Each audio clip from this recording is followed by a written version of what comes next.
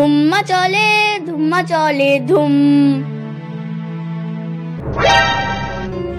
ওই শুনলাম তুই নাকি ক্লাবে নাম দিয়ে এসছিস রবীন্দ্র জয়ন্তী উপলক্ষে।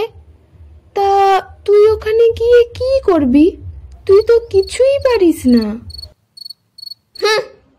আবৃত্তি করব, আবৃত্তি। তাই নাকি? তা কি আবৃত্তি করবি রে?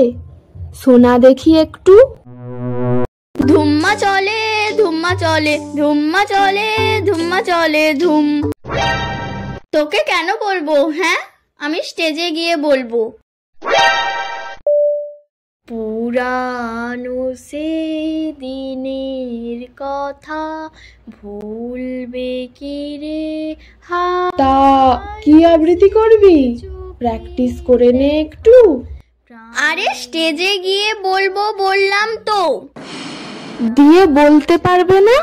হাঁ করে তাকিয়ে থাকবে সবার দিকে।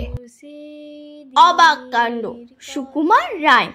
শুনছো দাদা, ওই যে হোতায় বদ্যি বুড়ো থাকে, সে নাকি রোজ খাবার সময় হাত দিয়ে ভাত মাখে।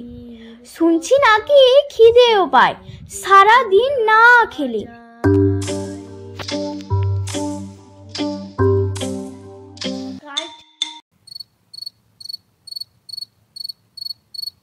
এবার পাঠ চলেছে একটা সুন্দর আবৃত্তি। সবাই তালে উৎসাহিত করুন। বাবা রে, কত লোক! সবাই আমার দিকে তাকিয়ে আছে কেন? তাহলে আমি বলবো কি করে? হ্যাঁ, বলো ভয়। নমস্কার।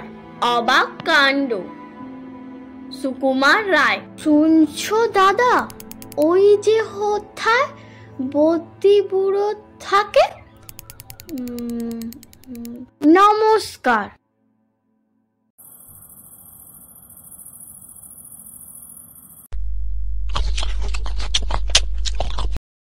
তেজে উঠে একদম ফাটিয়ে দিয়েছে। তুই চুপচাপ মিষ্টিটা খা তো। আমি নামটা দিয়েছিলাম বলেই তো মিষ্টিটা খেতে পারছিস। এই তোর মিষ্টি তুই খা, আমার চাই না।